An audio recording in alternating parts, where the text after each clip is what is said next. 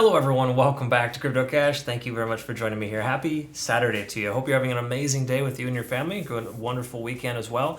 And we're going to take a look, of course, here at Bitcoin, as well as a few other coins a little bit later in the day. But for the moment, we're going to start with the big boy here. Kind of help understand best practice, big picture, so you can get, pretty familiar with things that I look for that help me stay successful in this industry, and of course, our community, etc. Everything is all here for you. So in that sense, if you do want to become a better trader, of course, check out my website, CryptoCache.tech is the link in the description below, whereas you can essentially attend my trading academy. I have signals that I send out for every single trade that I take, as well as an amazing community at your back.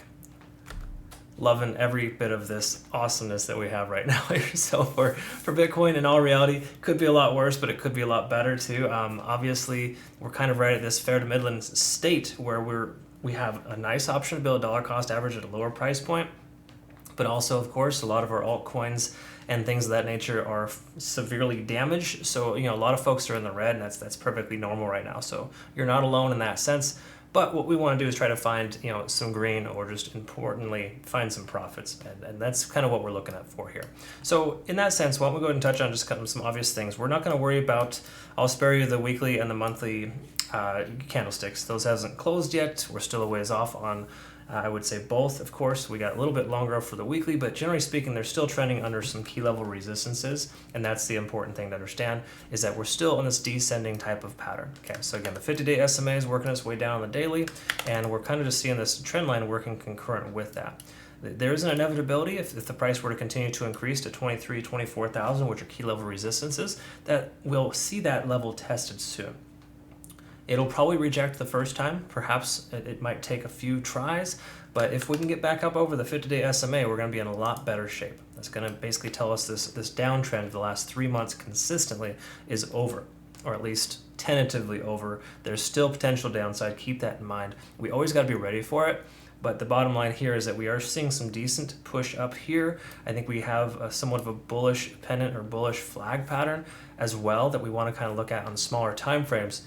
But the bottom line here is that we're starting to get this momentum, and the price is starting to average itself out. We're seeing a lot of volume from yesterday, of course. Now we got basically I wouldn't say that this isn't a morning star, but it's a doji candle nonetheless. So it does imply that we could potentially see a slight sell-off. But the cool thing here is that if we can see this here, we're above a key level resistance. Okay. In other words, we saw this previous resistance level here, right at 21,500, get tested multiple times, about 4 days in a row, and couldn't pass. Now we broke through that a couple of days ago. Yesterday retested it, and today again retested as well. But you can see it's working as a support level now. So 21.5 should effectively be the support level moving forward, and that's a positive thing here in that sense. So while we do have a doji candle from yesterday, that doesn't necessarily imply we're going to see a turnaround. We've seen that happen before, where it doesn't necessarily discontinue its continuation. That being said, if we look at TD sequential, we are at 6. So we got to understand as well, we may have 2 or 3 more days of continuation to the upside and a likely sell-off from there. At least some profits that are going to be taken. That very well could happen on Monday. It's a very common place. Key here, though, is to understand we're still under a key level resistance at 50 on the RSI. So even though we're above 21,500, we still haven't broken through anything that's really significant yet. And what I mean by that is if you take a look at the last however long we've been underneath the 50-day SMA since April 6th as a close approximate, you can see the price action has continued to try to break through that level, but never quite truly does. Okay, so until we break cleanly above that level, we cannot consider Bitcoin to be tentatively bullish yet. Obviously, we got some good signs here that are pushing us higher, but that is just something to make sure you understand and acknowledge, okay? So again, we're not in the clear just yet.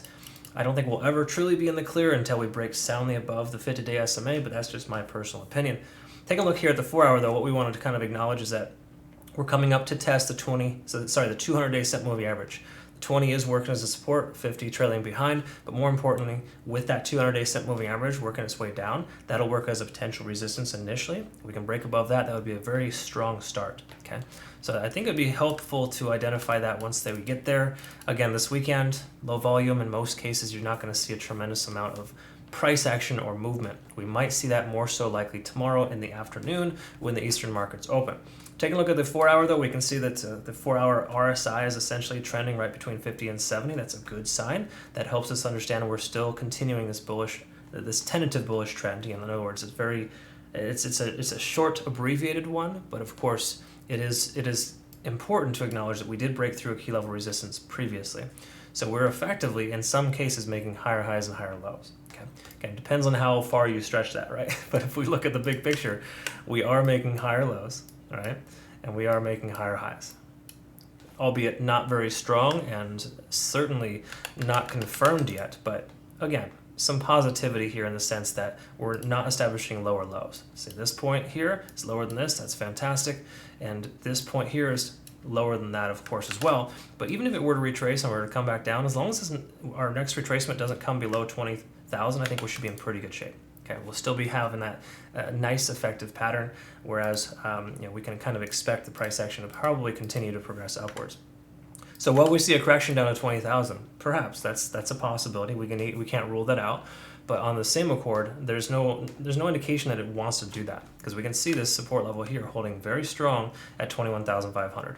So keep in mind, of course, this is based off of a very high volume Friday as well as low volume weekend. So not a tremendous amount of data, you could say, that's going to be backing this up. The one thing to acknowledge is that we have a MACD divergence, so this could potentially imply that we have further continuation to the downside. So until we can start making higher highs and higher lows on the very shorter time frames, we're going to see this continue to make lower highs. And as it continues to make lower highs, the more likely it is to break down. Okay, but also keep in mind too, this pattern here as well commonly breaks to the upside. Okay, and the reason why is because it comes up here, pushes, tests the resistance level, comes back down to consolidate at support like we're seeing, and then inevitably breaks out and retests that level again. Okay, so I do feel like 23,000 or 22,500, a retest of the most recent high, is still very much in the cards. When will that happen? It's hard to say. I would say we may not expect to see that happen in the immediate future, just based on this being a weekend, and there's still a lot of fear, uncertainty, and doubt in the market. But generally speaking, this is a positive sign here in the overall sense, and traditionally, you do see patterns like this break to the upside.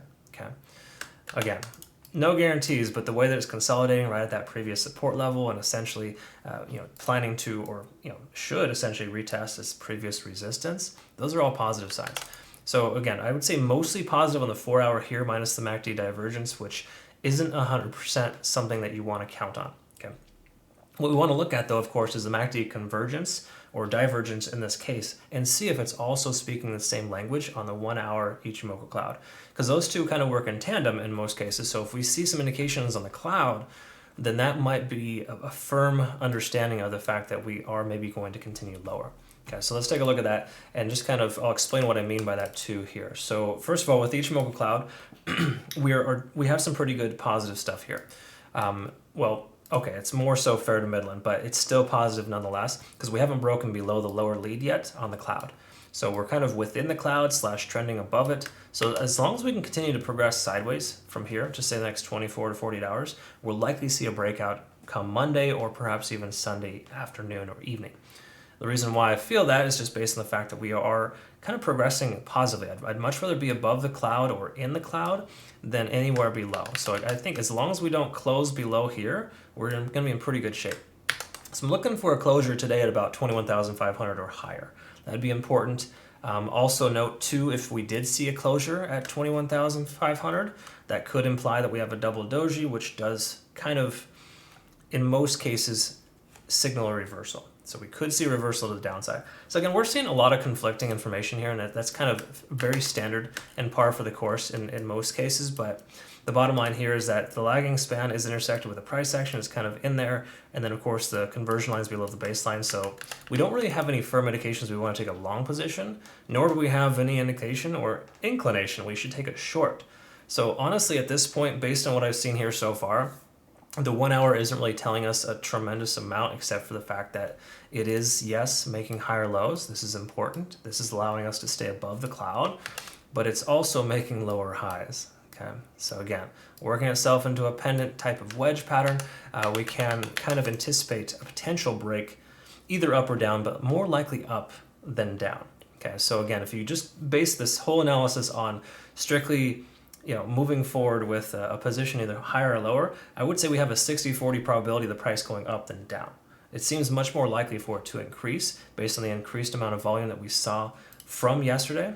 Also keep in mind too, this was primarily on Binance Exchange, so just keep this in mind. This is the one I like to use. I mean, we can look at some others, of course. You did see increased volume, but it wasn't as impactful as you see here on Binance.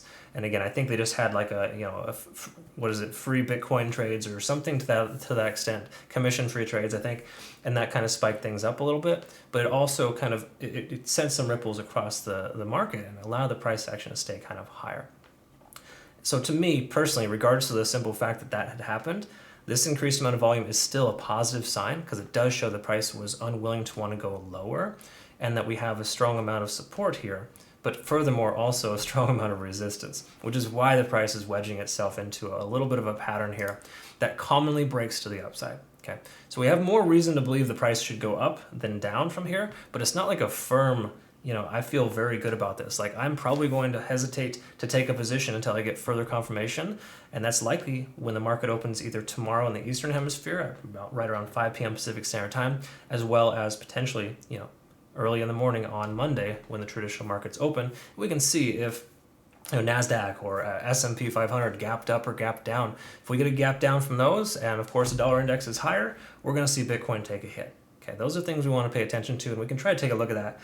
Again, just say tomorrow or Monday, make sure we stay on top of that. But for now, I would say we have a slight chance of increase over decrease. I think we're more likely to continue to progress upwards than downwards. But again, we close on a doji candle here today. We'll have a double doji. Those are typically not great signs, and they typically kind of tell us that a reversal is impending. Also note too, once again, we have acknowledged this here, we're at a 6 on TD sequential. It really just implies that we have potential for 3 more days of continuation of the upside, but how much further can it really go? Okay, so again, the price should move higher. We could and very well likely should see a breakout to the upside. But if the price can consolidate a little bit further, just say for 2 or 3 more days before it breaks out, that'd be ultimately the best. So we can get a nice little clean reset on TD sequential, giving us that that confirmation that we've had enough time to consolidate. While this is very nice time frame for consolidation, we're looking at about a day and a half worth of trading. I'd like to see more consolidation at this area, keep closing above 21,500, and then we continue to progress higher. So that is essentially where we're at there. I would say more signs than not are pointing upwards.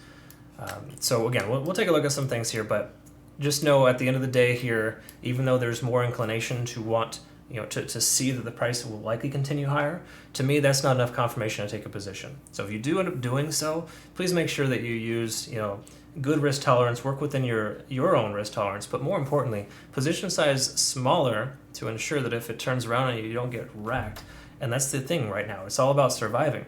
While we're thriving very well as a community and a lot of the signals that I'm sending out are hitting their targets quite quickly, that still doesn't necessarily mean that we have confirmation right now, because I do not like to take a trade when we have these indecisive moments, even though it does feel more so like we're going to see the price continue to increase. Okay, so again, please be careful and please be cautious. Taking positions on the weekends isn't always the best idea, just based on the lack of volatility and volume, of course, that kind of just, sometimes you can kind of draw dead. It's almost like just gambling on the weekends. It's kind of a 50-50 coin flip. Right now, we're close to that, and it doesn't feel like it's something that I feel confident in taking a position just yet. Because again, Ichimoku Cloud's telling us we got conflicting information. There's no buy or sell signals there. We got a kind of a controversial 4-hour time frame that looks good, but we have a MACD divergence as well. So again, a lot of little things kind of throwing it in. Just you combine everything together, and I think we're looking overall fairly decent, but still not enough for me to want to take a position confidently, if that gives you any indication. All right, so hopefully this made sense to you. I apologize if I rambled off about X, Y, and Z. I just like to make sure that you are taken care of and you have the appropriate opportunity to be able to have a good experience, because a lot of people do get wrecked in trading, and most of it comes from lack of risk tolerance and just self-discipline. Those are all things I teach in my trading academy, so make sure if you are not part of that, or just say you are registered and you're only watching the signals, I recommend checking out those videos to make sure you get a nice little edge. Definitely do some of the work yourself. You want to do your own due diligence. That's the important thing. So again, hopefully you can learn and become a better trader. That's the whole point of this. Feel free to check that out. Once again, CryptoCache.tech is a site. Link in the description below. I look forward to getting to know you better and hope you have a great rest of your day. Thanks again for your time. Take care.